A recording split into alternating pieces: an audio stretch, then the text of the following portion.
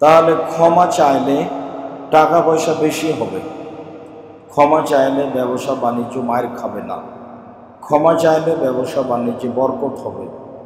টাকা তো উনি এমনি দিবেন না, কোনো মাধ্যম দিয়েই দিবেন, কেননা মানুষ মাত্রই গুনাহ হয়ে থাকে, এটাই স্বাভাবিক।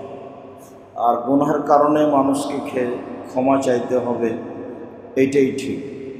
কাজেই মানুষের জীবনে ক্ষমা চাওয়ার গতিটা থাকা একান্ত জরুরি। আল্লাহ তাআলা বলেন, নূহ আলাইহিস সালাম বললেন, আমি বললাম ইস্তাগফিরু রাব্বাকুম, পৃথিবীর মানুষ তোমরা তোমাদের প্রতিপালকের নিকটে ক্ষমা চাও। নূহ আলাইহিস সালাম জনগণকে বললেন, জনগণ তোমরা তোমাদের প্রতিপালকের নিকটে ক্ষমা চাও। ক্ষমা চাইলে তিনি কয়েকটা কাজ করবেন। তার আগে একটা কথা মনে রাখেন, ইন্নাহু কানা গাফফারা, নিশ্চয়ই তিনি খুব বেশি বেশি ক্ষমাশীল। ক্ষমা চাও, তিনি খুব বেশি বেশি ক্ষমাকারী, ক্ষমা করবেন। এ আশায় আমি তোমাদেরকে ক্ষমা চাওয়ার জন্য বলছি। ক্ষমা চাইলে তিনি কয়েকটা করবেন। তার একটা হলো এই যে ইরসিলিস সামা আলাইকুম মিদরারা, বেশি বৃষ্টি দিবেন। বেশি বৃষ্টি আল্লাহর রহমতের কারণ। বৃষ্টি হলে শস্যাদি হয়, বৃষ্টি হলে ঘাস পাতা গজায়, বৃষ্টি হচ্ছে মানুষের রুজির মাধ্যম, পশু প্রাণীর রুজির মাধ্যম। তো এক নম্বরে যেটা তিনি করবেন ক্ষমা চাইলে, তিনি বেশি বৃষ্টি দিবেন। দুই নম্বরে করবেন ওয়ায়ুমদিদ বিআমালি ওয়া বানিনা, তোমাদের ছেলে মেয়ে অর্থ সম্পদ বেশি করে দিবেন।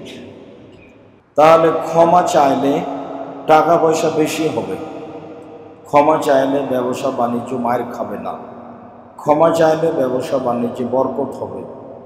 টাকা তো উনি এমনি দিবেন না, কোনো মাধ্যম দিয়েই দিবেন।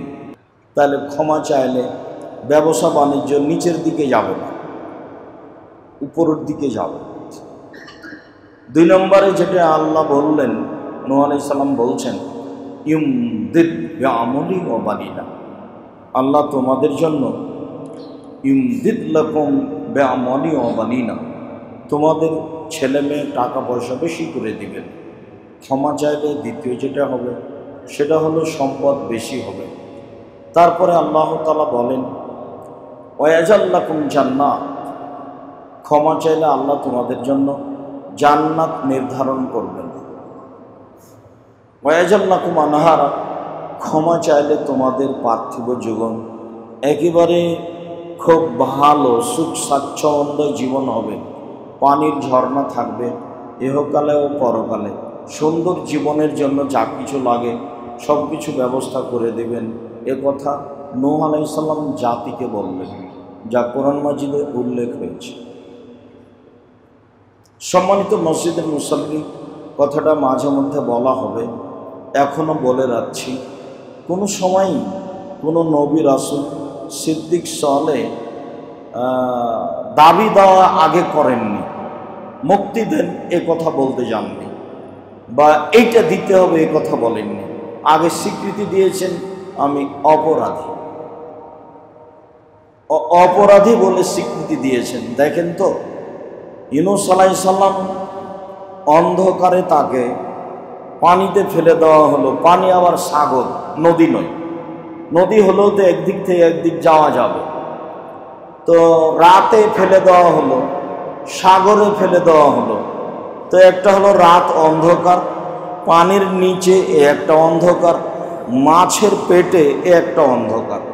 তিন অন্ধকারের মধ্যে তিনি বললেন, লা ইলাহা ইল্লা আনতা সুবহানাকা ইন্নী কুনতু মিনাজ জালিমিন, তুমি আল্লাহ, আল্লাহ ছাড়া কোনো মাবুদ নেই, তোমার পবিত্রতা বর্ণনা করি, আমি অপরাধী। বলেন তো এখানে দাবি দেওয়া কোথায়? এখানে কি কোনো বললেন আমাকে কয়াতে থেকে, আমাকে মাছের পেট থেকে বাঁচাও? এখানে কি উনি বললেন তুমি সাগর থেকে বাঁচাও? এখানে কি তিনি বললেন আমি খুব বিপদে পড়েছি, তুমি রক্ষা করো? এখানে বললেন যে আমি অপরাধী, আসলে আমি অপরাধী, গুনাহ আমি করেছি, আসলে স্বীকৃতি লা ইলাহা ইল্লা আনতা সুবহানাকা ইন্নী কুনতু মিনাজ জালিমিন, তুমি ছাড়া কোনো মাবুদ নাই, তোমার পবিত্রতা বর্ণনা করি, আমি বড় অপরাধী। যখন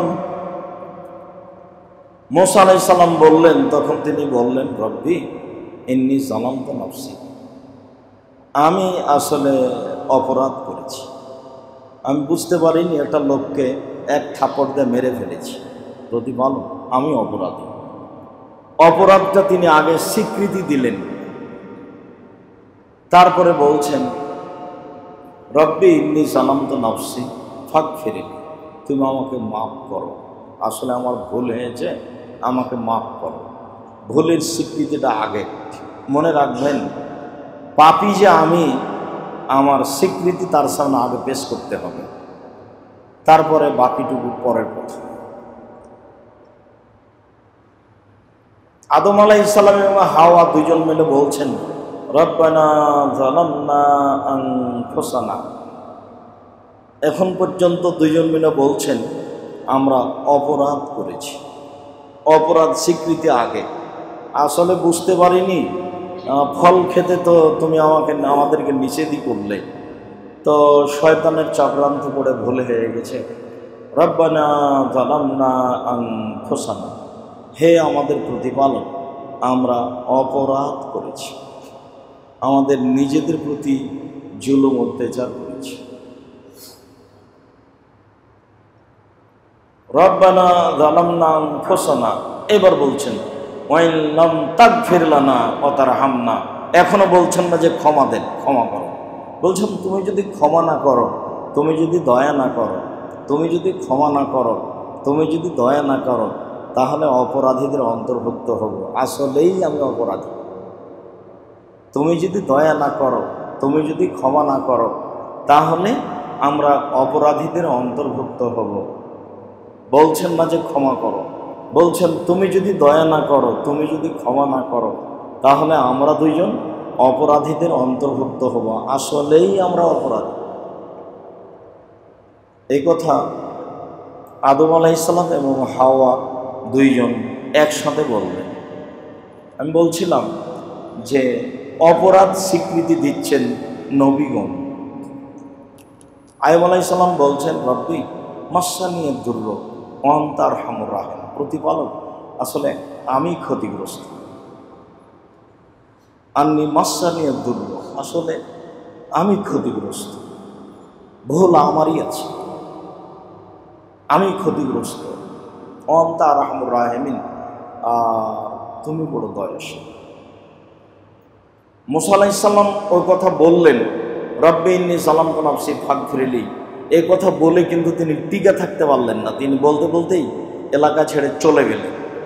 যেতে যেতে যখন কোনো এক এলাকায় চলে গেলেন মাদায়েন, তখন তো আসলে মানুষ যদি আপনাকে না চিনে না বুঝে, তো আপনাকে কে 10টা টাকা দেবে, কে আপনাকে খেতে ডাকবে?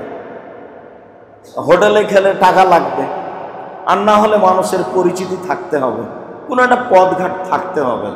বহু পথ অতিক্রম চলে গেলেন, কোনো পথ নাই, কোনো থাকার জায়গা নেই, কোনো খাওয়ার ব্যবস্থা নেই। তখন বলছেন রব্বিগফির ওয়ারহাম ওয়া আনতা খায়রুর রাহিম, তুমি ক্ষমা করো, তুমি দয়া করো, তুমি বড় দয়াশীল। এখন তিনি কোনো পথঘাট বুঝতে পারছেন যে কি হতে পারে। তার দৃঢ়তার অভাব নেই, তার দৃঢ়তা তো অনেকদিনই আপনাদেরকে দেখিয়েছি, আল্লাহর উপরে তার দৃঢ়তার অভাব নেই। যখন সঙ্গী সাথী বলল কাল আসাব মুসার সঙ্গী সাথী বললেন ইন্নাল্লাহ মুদরাকুন, আমরা আটকা পড়েছি, ফেরাউন তো আমাদেরকে ধরে নেবে, আমরা তো আটকা পড়েছি, ফেরাউন তো আমাদেরকে ধরে নেবে। তখন তো তিনি বললেন কাল্লা, মুখের উপরে হাতে হাতে বললেন কখনো নয়, এটা অসম্ভব, এটা হতে পারে না। ইন্না মাইয়া রাব্বি, আমার সাথে আমার প্রতিপালক রয়েছেন, সাইহাদিনী, তিনি আমাকে পথ দেখাবেন। তার দৃঢ়তার অভাব নেই, কিন্তু মানুষ হিসেবে ভাবছেন আসলে কি হতে পারে খাওয়ার পথ থাকার। দীর্ঘ পথ চলে আসলাম, 600-700 কিলোমিটার পথ, এখন এখানে কি থাকার হতে পারে, কি খাওয়ার হতে পারে? বলছেন রব্বিগফির ওয়ারহাম আনতা খায়রুর রাহিম, তুমি দয়া করো, তুমি ক্ষমা করো। শেষে বলছেন তুমি বড় দয়াশীল, শেষ আর ক্ষমার কথা বলছেন না। মানে এখন তো থাকার খাওয়ার জায়গা না।